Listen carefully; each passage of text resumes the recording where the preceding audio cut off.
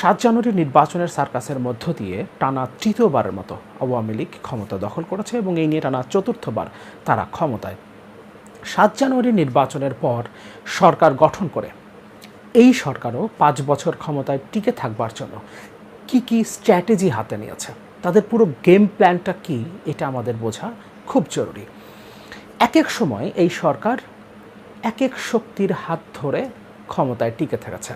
তারা কখনো চীনের শরণাপন্ন হয়েছে, কখনো ভারতের শরণাপন্ন হয়েছে এবং কখনো তাদের উপরে আন্তর্জাতিক চাপ, বিশেষ করে পশ্চিমা বিশ্বের চাপ যখন এসছে তখন সেগুলোকে মোকাবেলা করবার জন্য চীন, রাশিয়া কখনো ভারতের শরণাপন্ন হয়েছে এবং তাদের সহযোগিতায় ক্ষমতা ধরে রেখেছে।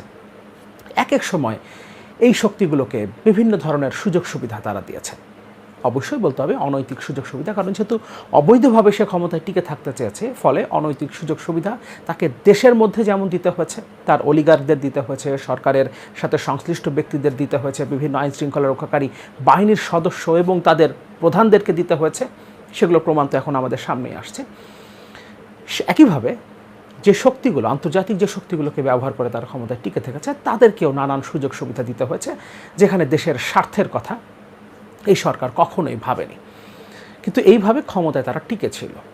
এবার সরকার গঠন করে তারা ক্ষমতায় টিকে থাকবার জন্য কোন শক্তিকে কিভাবে ব্যবহার করতে চাইছে, এই যে নতুন করে একটা শুদ্ধি অভিযানের কথা বলা হচ্ছে, দুর্নীতির বিরুদ্ধে একটা অবস্থানের কথা বলা হচ্ছে, এটাই বা আসলে কি?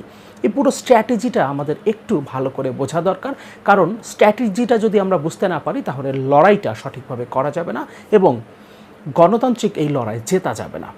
আরেকটা কথা বলে রাখা ভালো, কয়েকদিন আগে ভারতের লোকসভা নির্বাচন হয়ে গেল, বিজেপি আবারও ক্ষমতা এসছে, কিন্তু তারা 400-র বেশি আসন নিয়ে লোকসভায় যেতে চেয়েছিল, কিন্তু সেটা হয়নি। বিরোধীরা যেটা বলছিল, এবার যদি নরেন্দ্র মোদীর দল বিজেপি 400-র বেশি আসন কিংবা সংখ্যাগরিষ্ঠ আসন নিয়ে, বিজেপি নিজেই জোট ছাড়াই সংখ্যাগরিষ্ঠ আসন নিয়ে যদি লোকসভায় যায়, তাহলে তারা সংবিধান পরিবর্তন করে ফেলবে।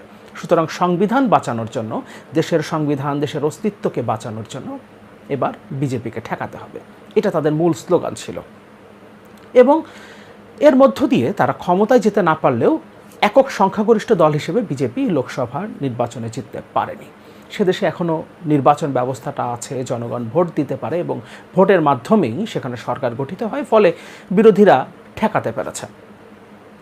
বাংলাদেশ থেকে তো ভোট ব্যবস্থাটাই উঠে গেছে, দেশে কোনো নির্বাচন ব্যবস্থা নাই, ফলে এখানে ভারতের সাথে তুলনা করে কোনো লাভ নেই। কিংবা আমরা মলদ্বীপসের সাথে অনেক সময় তুলনা করি, মলদ্বীপসে মুইজো যেভাবে ভারত বিরোধী একটা অবস্থান নিয়ে নির্বাচনে জিতে এসছেন, মলদ্বীপসের নির্বাচন ব্যবস্থাটা আছে, ফলে সেখানে মুইজো পপুলার একটা সেন্টিমেন্টকে ব্যবহার করে জনগণের আস্থা অর্জন করেছে এবং নির্বাচনের মধ্য দিয়ে জয়লাভ করেছে। কিন্তু বাংলাদেশের নির্বাচন ব্যবস্থাটাই নাই, যে কারণে ভারতের লোকসভা নির্বাচনের কথা বলছিলাম।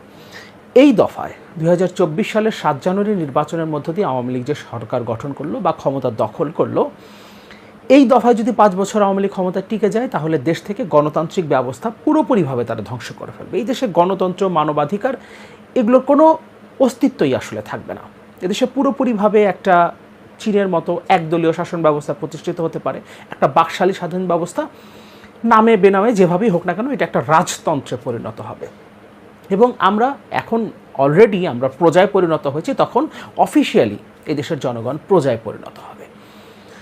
ফলে এইবার 5 বছর আওয়ামী লীগ সরকারকে ক্ষমতায় টিকে থাকতে দেয়া মানে দেশ থেকে গণতন্ত্র ধ্বংস হয়ে যাবে এবং দেশের জনগণের ভাগ্য পুরোপুরিভাবে, কত বছর পর আমরা আবার গণতান্ত্রিক ব্যবস্থায় ফিরতে পারবো, দেশের জনগণের ভাগ্য আবার পরিবর্তন হবে, দেশের জনগণ প্রজা থেকে আবারও দেশের মালিক হবে, সেটা আমরা আর বলতে পারি না।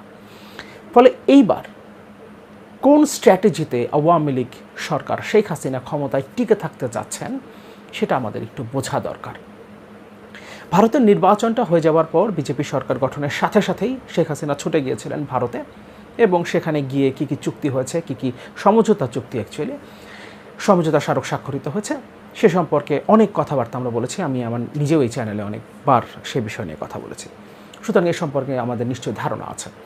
তার মানে আমাদের পার্শ্ববর্তী দেশ ভারত, যাদের সহযোগিতায় এই 24 সালের 7 জানুয়ারি নির্বাচনে মার্কিন যুক্তরাষ্ট্র সহ পশ্চিমা বিশ্বের চাপকে তারা ঠেকাতে পেরেছিল বলে আমরা মনে করি, সেই ভারতকে তাদের চাহিদা অনুযায়ী সব কিছুই শেখ হাসিনা দিয়ে এসছে, এমনটাই আমরা মনে করছি এবং এমনটাই আসলে আমাদের সামনে দৃশ্যপটে হাজির হয়েছে। কিন্তু ভারত থেকে ফেরার সাথে সাথেই তাকে আবার চীনে যেতে হচ্ছে। এবং চীন সফরের কথাটা আগে থেকেই ছিল, এবং কয়েকদিন আগে পররাষ্ট্রমন্ত্রী হাসান মাহমুদ বলেছেন ভারত সরকারকে জানিয়েই, নরেন্দ্র মোদীকে জানিয়েই শেখ হাসিনা চীন সফরে যাচ্ছেন। এবং নরেন্দ্র মোদীর সাথে শেখ হাসিনার যখন বৈঠক হয়েছে সেখানে চীন সফরের বিষয়টা তাকে জানানো হয়েছে, শেখ হাসিনা জানিয়েছেন এবং নরেন্দ্র মোদী আপত্তি করেননি। অর্থাৎ ভারতের কিংবা নরেন্দ্র মোদীর অনাপত্তি নিয়েই, ভারতের প্রধানমন্ত্রীর অনাপত্তি নিয়ে বাংলাদেশের প্রধানমন্ত্রী অন্য একটা দেশে সফরে যাচ্ছেন, এমনটা বলছেন বাংলাদেশের পররাষ্ট্রমন্ত্রী। আচ্ছা, এটা কি উনি ভুল করে বলে ফেলেছেন, নাকি এটা কোনো স্ট্র্যাটেজির অংশ? উনি প্ল্যান করে কি কথাটা বলেছেন? আমাদের একটু বোঝা দরকার। এতগুলো বছর ধরে যারা জনগণের রায় ছাড়া এভাবে বিভিন্ন শক্তিকে ব্যালেন্স করে দেশের ভেতরে এবং দেশের বাইরে তারা ক্ষমতায় টিকে আছে, এই ব্যালেন্সের মধ্য দিয়ে এরকম একটা সরকারের পররাষ্ট্রমন্ত্রী, যিনি এর আগে তথ্যমন্ত্রীর দায়িত্ব পালন করেছেন, তিনি কি ভুল করে এই কথাটা বলে ফেলবেন, নাকি এটা কোনো স্ট্র্যাটেজির অংশ? কিছুদিন ধরে একটা বিষয় ঘটছে কিন্তু, এই যে কোটা পুনর্বহালের রায় যখন ঘোষণা করলো আদালত, তারপরে কোটা সংস্কার আন্দোলনটা সেই 2018 সালের আন্দোলন আবারও মাঠে গড়াচ্ছে এবং বেশ শক্তিশালী আকার ধারণ করছে, সারা দেশেই ছড়িয়ে পড়েছে। আজকে ইনফ্যাক্ট ঢাকা টাঙ্গাইল মহাসড়ক বেশ কিছু সময়ের জন্য, বেশ কয়েক ঘন্টার জন্য অবরোধ করে রেখেছিল মাওলানা ভাসানী বিজ্ঞান প্রযুক্তি বিশ্ববিদ্যালয়ের শিক্ষার্থীরা। ফলে সারা দেশেই আন্দোলনটা ছড়িয়ে পড়ছে। ঢাকা আরিচা মহাসড়ক, ঢাকা চট্টগ্রাম মহাসড়ক, শাহবাগ তো দখলেই ছিল প্রায় 3 দিন, এবং আজ থেকে আবারও হয়তো বা আন্দোলনটা কোনো একটা দিকে যাবে এবং আন্দোলনটা দানা বাঁধতে শুরু করেছে। কিন্তু 2018 সালে আন্দোলনটা যখন হয়েছে তখন মানুষের মনে এত প্রশ্ন আসে নাই। এবার আন্দোলনটা যখন শুরু হলো, ইনফ্যাক্ট যখন সরকার কোটার বিষয়টা আবার সামনে নিয়ে আসলো, তখন থেকে একটা আলোচনা শুরু হয়েছে, সরকার কি এটা প্ল্যান করে সামনে আনছে? অন্য বড় কিছু ধামাচাপা দেবার জন্য তারা কি এই ক্যালকুলেটিভ রিস্কটা নিল? অর্থাৎ তারা মনে করে কোটা সংস্কারের পক্ষে যে আন্দোলনটা হবে সেটাকে ঠেকানোর ক্ষমতা তাদের আছে, ফলে বড় কোনো ধরনের আন্দোলনকে ঠেকিয়ে রাখবার জন্য বা বড় কোনো একটা ইস্যুকে ধামাচাপা দেবার জন্য কি এই আন্দোলনটাকে সামনে নিয়ে আসা হলো। এই কথা অনেকেই বলছেন।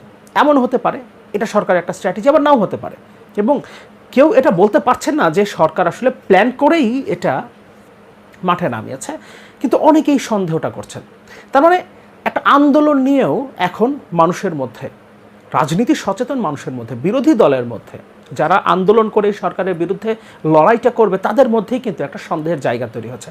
তার মানে সরকারের স্ট্র্যাটেজি নিয়ে আমাদের বোঝাটা অনেক জরুরি। ভারত বিরোধী একটা সেন্টিমেন্ট এই দেশে গড়ে উঠেছে অনেকগুলো বছর ধরে, বছরের পর বছর ধরেই তো এটা গড়ে উঠেছে। এটা মুক্তিযুদ্ধের পর থেকেই আমরা বলতে পারি আস্তে আস্তে আস্তে আস্তে ভারত বিরোধী সেন্টিমেন্টটা আজকের এই পর্যায়ে এসে পৌঁছেছে। কিন্তু গত 14-15 বছরে, কিংবা আমরা বলতে পারি এই 16 বছরে, এই সরকারের গত 16 বছরে এই সেন্টিমেন্টটা আরও অনেক বেশি করে জন্ম নিয়েছে বাংলাদেশে। 2014 সালের নির্বাচন যেভাবে ভারত জোর করে করিয়েছে এবং তার মধ্য দিয়ে আওয়ামী লীগকে ক্ষমতায় এনেছে, তারপর থেকে বিশেষ করে এই দেশের জনগণ পুরোপুরিভাবে অ্যান্টি ইন্ডিয়ান একটা সেন্টিমেন্টের মধ্যে চলে গেছে।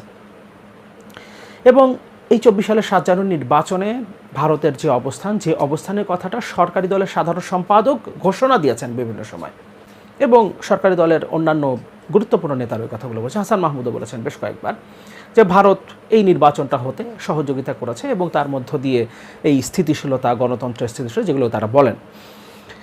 তার মানে ভারতের এই অবস্থানের কারণে দেশের জনগণের মধ্যে ভারত বিরোধী একটা সেন্টিমেন্ট তৈরি হয়েছে।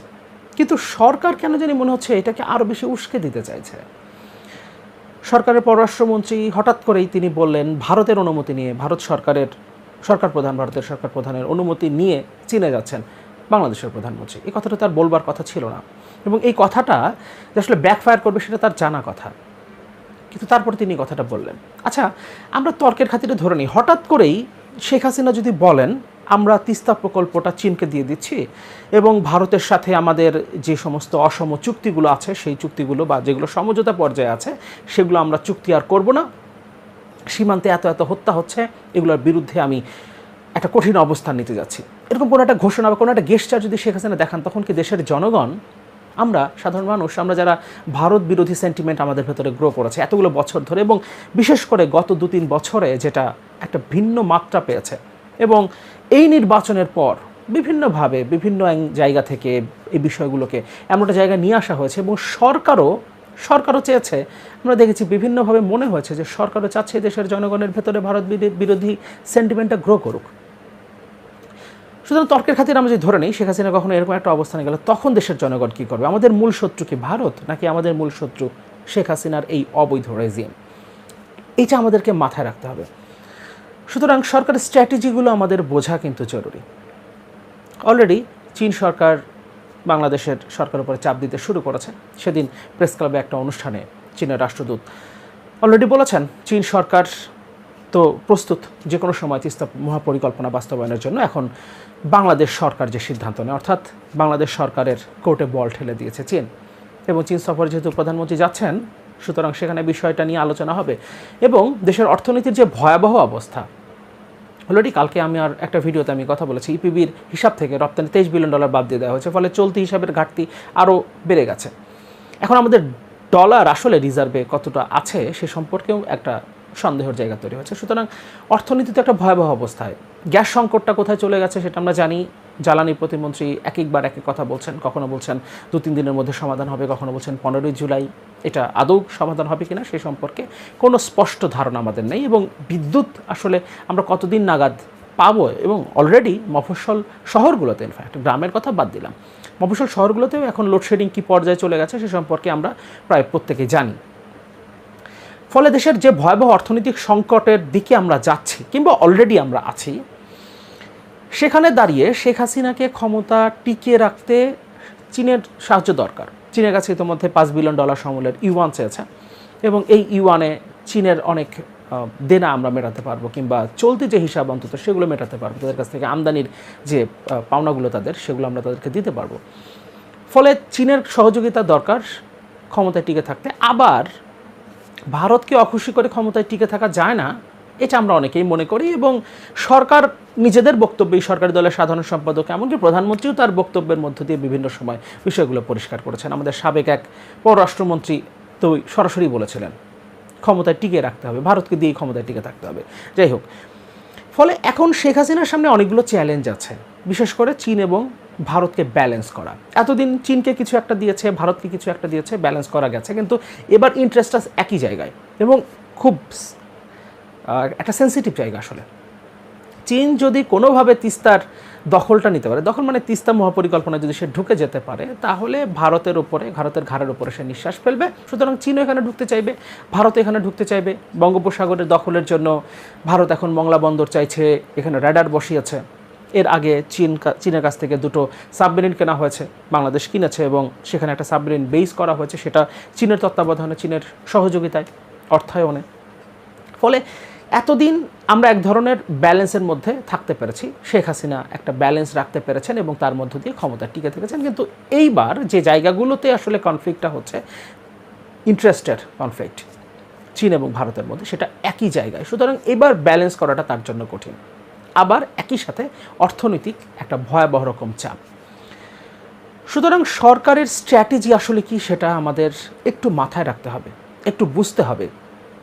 কখন আসলে কোন দিকে সরকার টার্ন করে, কখন কোন দিকে ঝুঁকে পড়ে, এবং তারপর কি অবস্থান নেয়, এবং জনগণ সেখানে কোনো ধরনের বিভ্রান্তির মধ্যে পড়ে কিনা, এই বিষয়গুলো আমাদের একটু মাথায় রাখতে হবে। সরকারের স্ট্র্যাটেজিগুলো আমাদেরকে একটু বুঝতে হবে। মূল কথা, আমাদের প্রধান শত্রু শেখ হাসিনার এই অবৈধ রেজিম। এই অবৈধ রেজিম ক্ষমতায় আছে বলেই আমরা ভারতের দ্বারা শোষিত হচ্ছি, চীন আমাদের উপরে খবরদারি করতে পারছে, আমরা ডেপ ট্র্যাপের মধ্যে পড়ে যাচ্ছি, আমাদের রাশিয়া থেকে ঋণ করতে হচ্ছে, আমাদের প্রয়োজন নাই, তারপরেও কোনো একটা প্রকল্পে তাদেরকে ইনভলভ করতে হচ্ছে। মার্কিন যুক্তরাষ্ট্র আমাদের উপরে খবরদারি করছে, অবশ্যই তারা চাপ দিচ্ছে, তারা ডেমোক্রেসি, হিউম্যান রাইটস, এই বিষয়গুলোতে সরকারের উপরে চাপ দিচ্ছে। কিন্তু বাংলাদেশের উপরে তো চাপ আলটিমেটলি আসছে। এবং ইপিবির হিসাব অনুযায়ী যে $23 বিলিয়ন বাংলাদেশের রপ্তানি থেকে যদি এখন বাদ দেওয়া হয়, তার মানে গত 2-3 বছরে বাংলাদেশের রপ্তানি অনেক বেশি মাত্রায় কমে গেছে। প্রবৃদ্ধি দূরের কথা, হয়তো বা 5 থেকে 10% আমাদের এক্সপোর্ট কমে গেছে গত 2-3 বছরে। তার মানে এগুলোর যে প্রভাব, অবশ্যই ইউরোপীয় ইউনিয়ন, মার্কিন যুক্তরাষ্ট্র সহ মার্কিন যুক্তরাষ্ট্রের বলয়ে থাকা দেশগুলো, যেখানে মূলত আমরা তৈরি পোশাক রপ্তানি করি, তাদের এই চাপের কারণে এটা হয়েছে। তার মানে সব কিছুর মূলে এই সরকার। দেশের অর্থনীতি ধ্বংস হয়েছে, তার মূলে এই সরকার। দেশের রাজনীতি যে ধ্বংস হয়েছে, দেশের নির্বাচন ব্যবস্থা যে ধ্বংস হয়েছে, দেশের জনগণের কথা বলার স্বাধীনতা, মত প্রকাশের স্বাধীনতা, সংবাদপত্রের স্বাধীনতা, সব কিছু ধ্বংস করেছে এই সরকার অবৈধভাবে ক্ষমতায় টিকে থাকতে। সুতরাং আমাদের প্রধান শত্রু শেখ হাসিনার এই অবৈধ রেজিম। কখনোই আমাদের এমন কোনো ট্র্যাপে পড়া যাবে না যে আমরা এই প্রধান শত্রু, দেশের প্রধান শত্রুকে বাদ দিয়ে সেকেন্ডারি একটা শত্রুর দিকে বেশি এমফাসাইজ করি।